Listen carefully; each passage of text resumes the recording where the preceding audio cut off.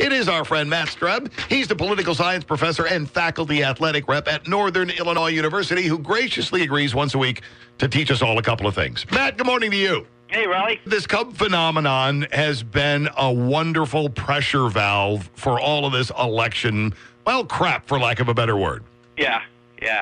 No, it's, I'm just glad my mother didn't listen to the interview. Like, she wasn't listening last week. I'd be in trouble. But, here we are. We're finally under 2 weeks to go before the election. And, it just fascinates me watching this. I was, watching Donald Trump yesterday, and you look, and here's the thing: he just can't deliver a message or a strategy in a way without messing things up. I mean, so he's going after Clinton and Obamacare, which I think finally he's attacking on an issue. Right, it's a ripe target, and it's an issue that I think is a good issue to attack on politically.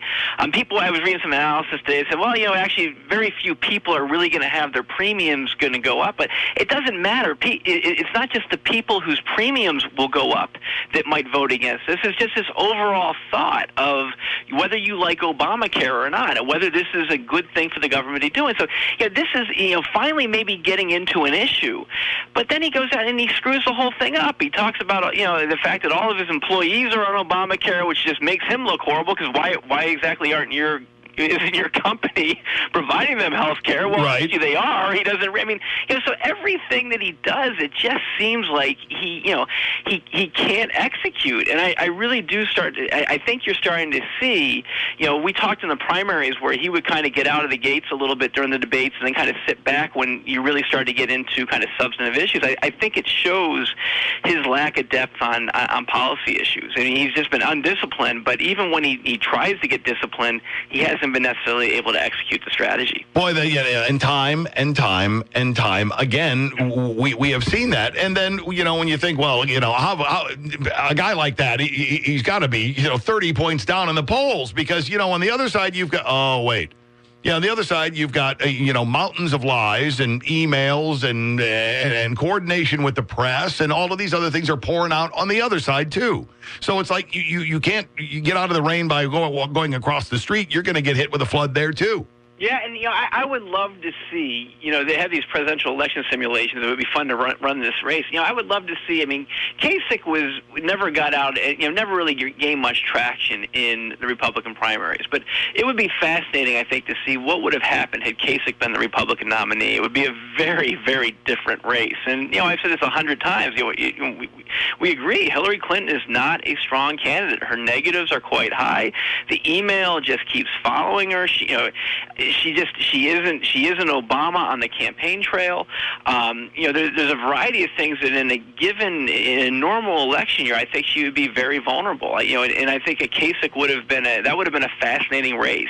And what I will say though is the electoral math really looks bad for Trump right now. Now, it's possible the polls could be wrong, and maybe they are. And there's actually been some speculation that maybe Trump is being hurt by kind of this social desirability, that people are almost, they're afraid to admit to a pollster they're going to vote for Trump, so they say they're undecided or whatever. And I will say there are a fair number of undecided voters still, and there are a fair number of undecided voters specifically in some Rust Belt states like Pennsylvania, Michigan, Wisconsin, that he's not polling in very well. But the problem we said before is that he really has to have a major, kind of landslide towards him. And people have talked about Florida.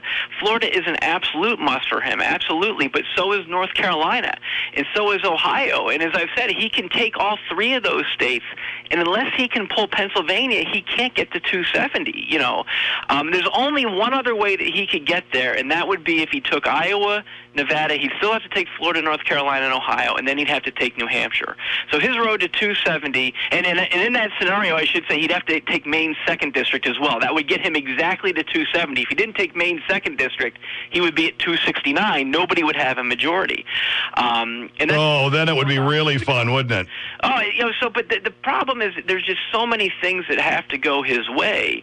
But if I'm a Democratic strategist, I'm one of those guys, Riley, that, if I'm up 20 points in a basketball game and there's 2 minutes to go, I'm not happy until the clock reads 0, right? Right, so, absolutely. I would always be, be nervous still at this point, but it is an uphill battle that he's going to face. And I'm really fascinated to see what is going to happen in the Senate, because if you look at the Senate right now, a couple of weeks ago it was about a flip of the coin whether the Senate would go Democratic. Now it's about a 2-to-1 ratio, I put it at, and there's a lot of really, really close Senate races out there in Nevada, in Indiana, Missouri, Pennsylvania, New Hampshire, North Carolina, that will ultimately decide who controls the Senate. And many of those states I just mentioned are so-called battleground states right now. And so there could be a lot of interesting things to watch on election night. What do you expect, or do you expect? What are we going to see over the next short period of time? We just heard Trump say that he's done doing the fundraisers and all of that. That's not really much of anything a voter should take note of. But Is there anything that's going to leap up that anybody you think is going to try right before we shut the door on this?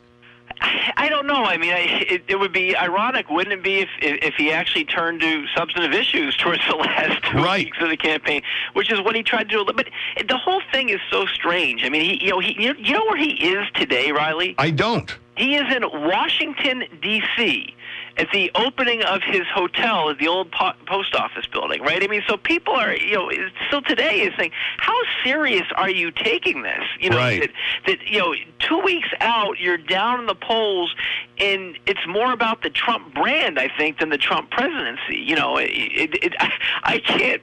The only similar thing I can think of was back in 1960 when Richard Nixon promised to visit all 50 states, and he ended up, in the last couple weeks of the campaign in like Alaska and some other crazy place or whatever. Because but even there, it was following through on a promise. I mean, Trump is in Washington, D.C. today. That's where he's campaigning, down in the polls 2 weeks to go, less than 2 weeks to go out. So I just don't know if you're gonna see anything that's changing. I mean, we're gonna see. I guess we'll see if he continues the election as rigged type argument that he's floated. Again, all these things, O'Reilly, they don't play well in the general election. They don't even necessarily play well with his base, right? I mean, they play well if you're calling the Republican Party his base, they play well with a pretty small part of that base. Right. And it just, I mean, things like Obamacare, they could potentially work.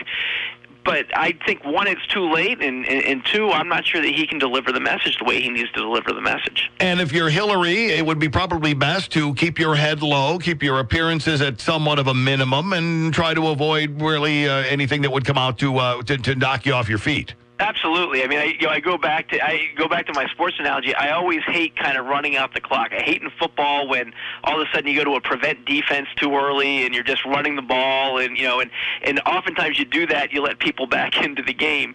But I think that's exactly the strategy that I'd have here. Don't do anything crazy. Just kind of steady as she goes, and stay the course.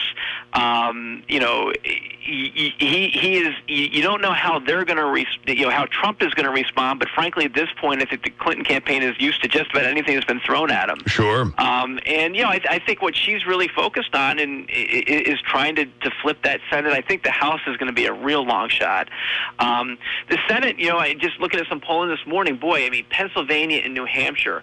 If you want to look at two states, presidential election-wise and Senate-wise, on election night, look at what happens in Pennsylvania and New Hampshire. That will probably tell you what's going to happen in terms of the presidency, and it very likely will tell you what's going to happen in terms of whether the Democrats can take control of the Senate. As I said, Trump can't get there to 270 without Pennsylvania or New Hampshire, and he'd have to still run the table in a variety of other places to get there.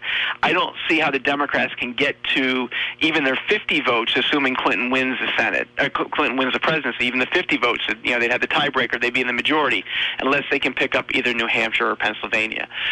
So those are the two states that I'd really be focusing on a lot on election night if you're interested in kind of what the outcomes look like early on. And those are East Coast states. We'll find out, we may not find out early in the night because they're going to be fairly close races, especially in the Senate.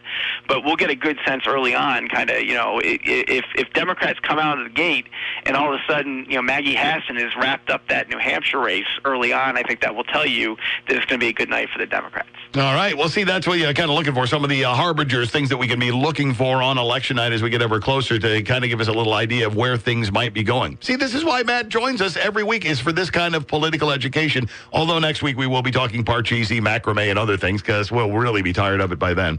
Matt, as always, thanks a lot for your time. We'll look forward to next week. Hey, Riley, have a great one. Go Huskies, go Cubbies. There we go. There's Matt Streb.